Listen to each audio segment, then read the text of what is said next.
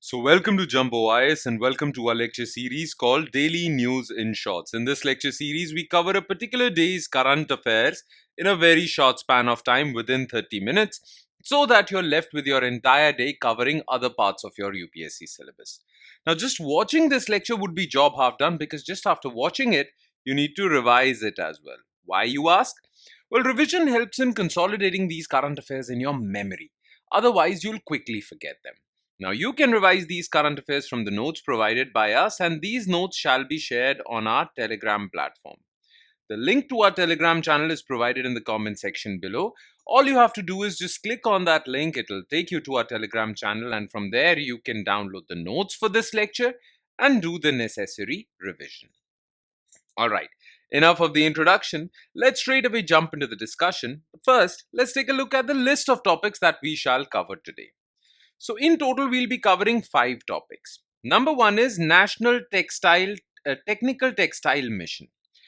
Basically, this National Technical Textile Mission was launched to promote technical textiles in 2020, and it's been 5 years since the launch of this mission.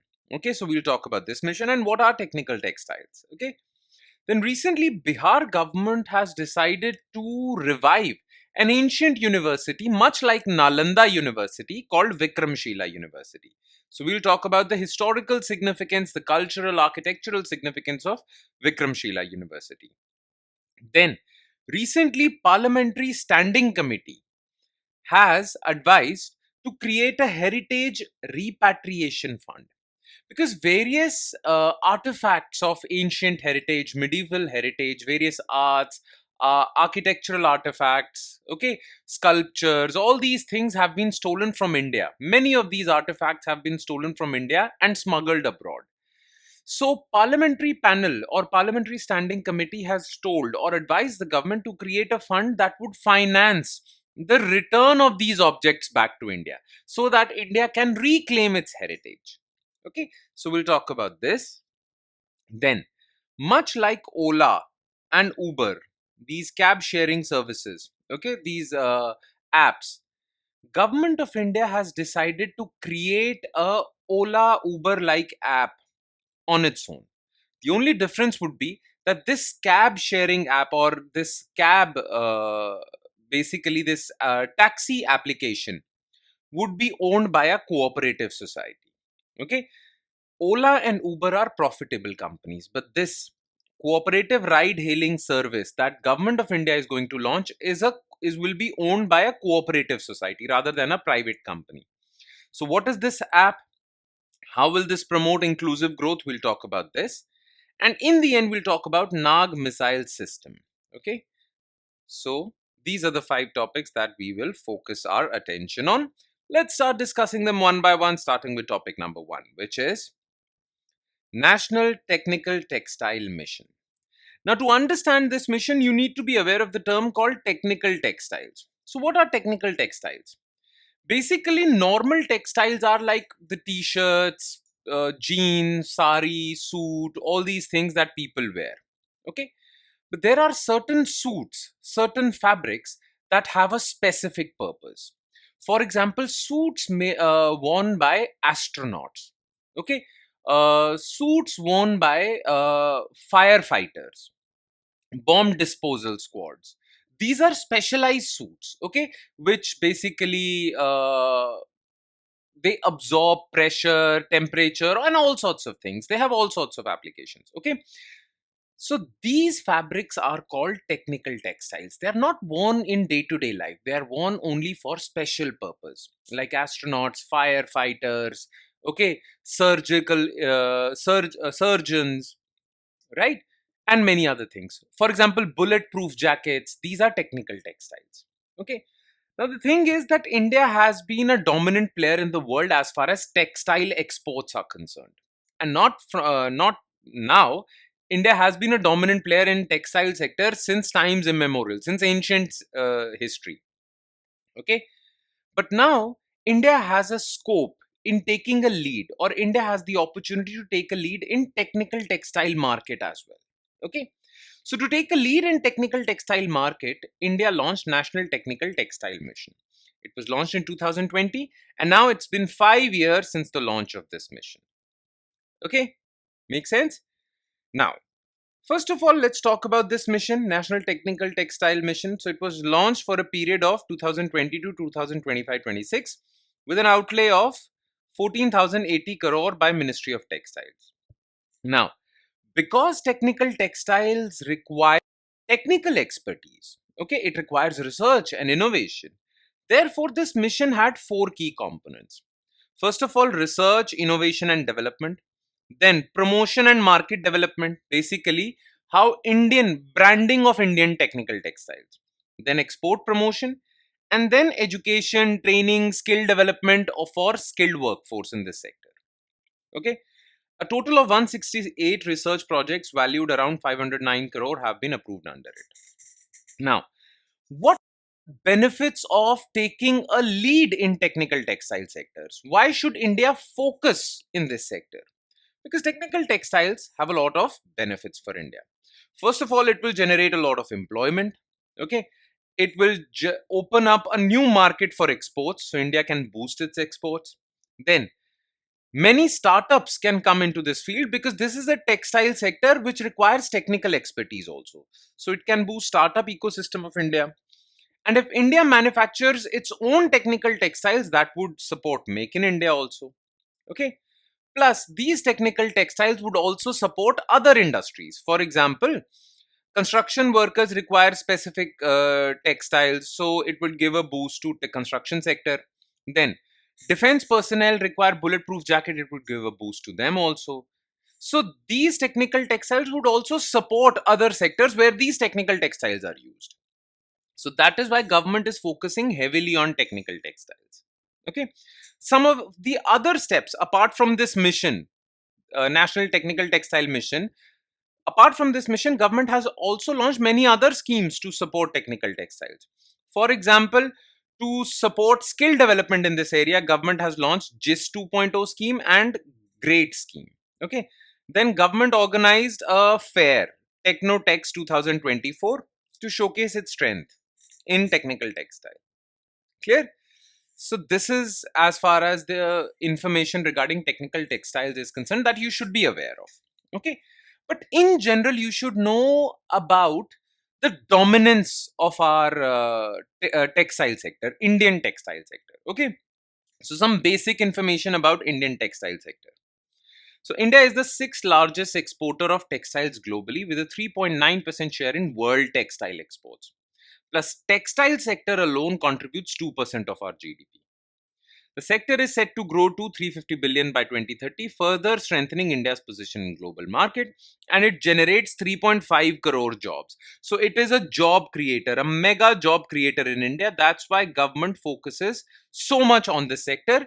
And now government is focusing on a specific area of this sector, that is technical textiles. Clear? Simple? That's all. Now let's move on to second news item, which is reviving Vikramshila University. Now, India has had the good fortune of having good universities in ancient past, in its ancient past. Okay, some of the ancient universities in India are Takshashila University, okay, Nalanda University, Vikramshila University. These are the ancient universities of India. Okay. Now, Takshashila currently lies in Pakistan, so we can't do anything about it. Okay. But Nalanda and Vikramshila, the ancient universities, they are now in Bihar. Now, Bihar government a few years back decided to revive Nalanda University. So, on the ruins of Nalanda University, it decided to build a central university. Okay. So that basically the aim was to revive this ancient Nalanda University. Now, a similar thing is being done for Vikramshila University. A decade after Nalanda University came up in the foothills of Rajgir, work is on to revive another ancient center of learning in Bihar, Vikramshila. The Bihar government has recently identified 202.14 acres at Antichak village in Bhagalpur district of Central University. Okay. Now, this is not important for us. What is important for us is to know the historical significance of Vikramshila University. Who created it? Who built it? Who were the people studying in this ancient university? So we'll talk about all these things. Okay. So as far as the historical significance is concerned, it was founded by King Dharampal of the Pala dynasty in 8th or 9th century, 8th to 9th century CE. Okay. It was an ancient Buddhist monastery and leading center of learning. So it was a Buddhist center of learning, but it also taught secular subjects also. So it basically had religious studies as well as secular studies. It specialized in Buddhist Tantra philosophy, grammar, metaphysics, logic, occult studies. And Buddhism basically has three sects, okay? Heenyan or Theravada, also known as Theravada. Then there is Mahayana, and then there is Vajrayana. Now, Vajrayana is basically practiced in Tibet, and Vajrayana is also tantric form of Buddhism. Okay, so this Vikramshila University was famous for Vajrayan's or basically tantric form of Buddhism.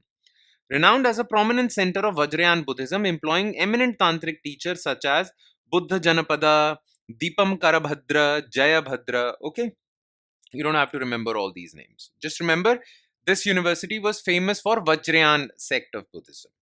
Okay. Now, architectural and cultural significance. Vikramshila ranks among India's most distinguished Buddhist Mahaviharas. Mahaviharas were basically hostels for monks, places where monks can stay. Okay, along with Nalanda and Odantipur, Bihar.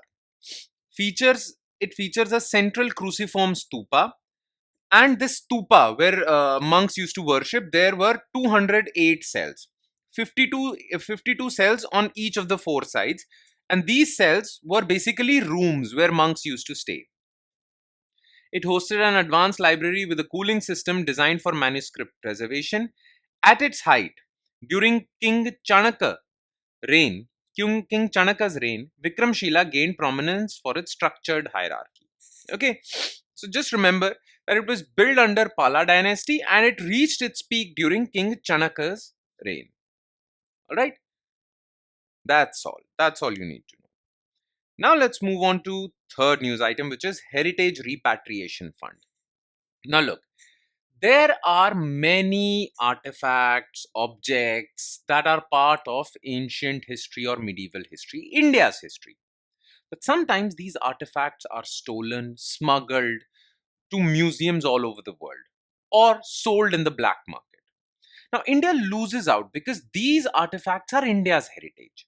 So, India has been working hard to bring back these artifacts back to India.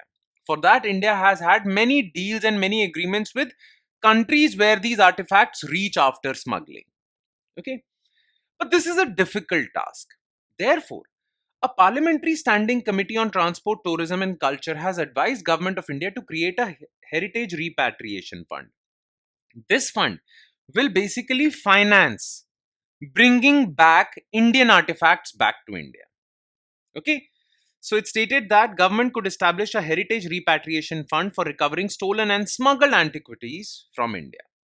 The fund will support legal challenges, okay, negotiate purchases. Sometimes India has to purchase this artifact back from a museum, fund transportation and conservation of returned artifacts. Now, this fund shall accept donations from corporations, wealthy individuals, and Indian people residing abroad. Okay, now, as far as stolen antiquities are concerned, this is a very bad news for India. Since 2000, many antiquities and artifacts have been stolen from India. But since 2014, India has brought 642 items from various countries such as Australia, France, and UK.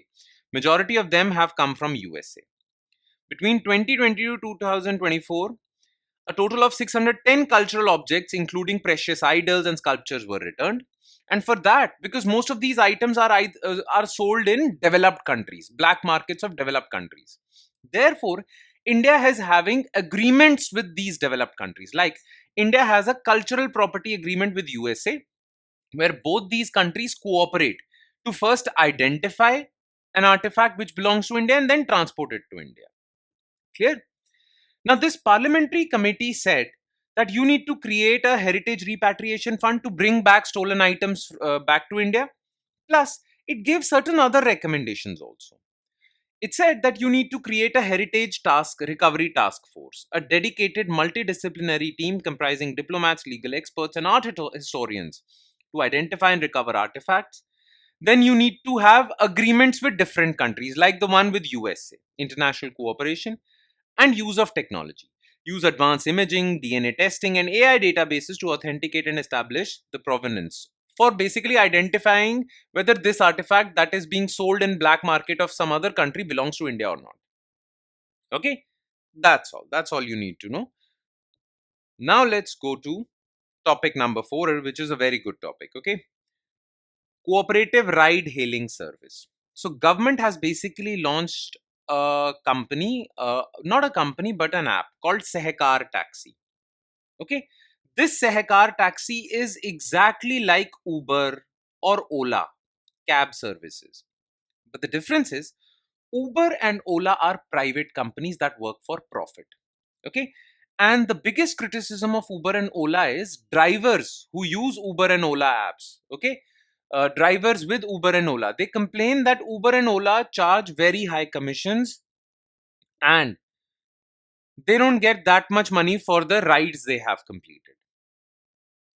Now the government says that instead of employing yourself with Uber or Ola, government says that all these drivers should create a cooperative society of their own. Okay. And this cooperative society will be basically the members of this cooperative society would be the drivers. And this cooperative society should create an app called Sehkar Taxi. Now, whenever someone will book a cab using Sehkar Taxi, the entire money would go to the driver. Commissions would be low, right? So basically, the final price of the taxi would also be low for the consumer, and the driver would also get a good commission.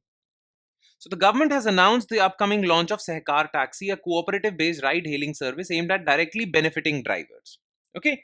Now this Sehkar Taxi is basically a good model to basically combat the misgovernance or the greedy nature of these companies. Okay. And plus, it also showcases that inclusive growth is possible if people come together. If all the drivers come together and create a cooperative society and create a good app that rivals Uber and Ola, well, they can help themselves. So it is basically showcasing a model through which inclusive growth can happen without big companies pitching in. So Sehkar Taxi is a government-backed cooperative ride-hailing platform where drivers retain full profits without intermediary commission. Now it is inspired by Uber and Ola. Okay. Now what are the benefits of this? First of all, driver ownership. This entire taxi app will be owned by drivers, all drivers together. Ola and Uber have been criticized for high commissions. Sehkar Taxi enables driver ownership through cooperative structures and enhance income security. Then, this offers an alternative model. Rather than these drivers getting themselves employed with these big companies, they should come together and create a cooperative society and provide these services. So it gives it basically it gives an alternative model. Okay. Government has said, government has basically given a slogan called Sehkar se Samriddhi. Samriddhi means development and Sehkar means cooperation or cooperative society. So using cooperative society, you can foster development. Sehkar se Samriddhi. Okay, prosperity through cooperation. Then inclusive growth offers a sustainable and inclusive alternative to profit-driven aggregator platforms. So this is a good development. Okay, government is basically showing that instead of going after profitable companies, well, these people can come together and help themselves. Okay.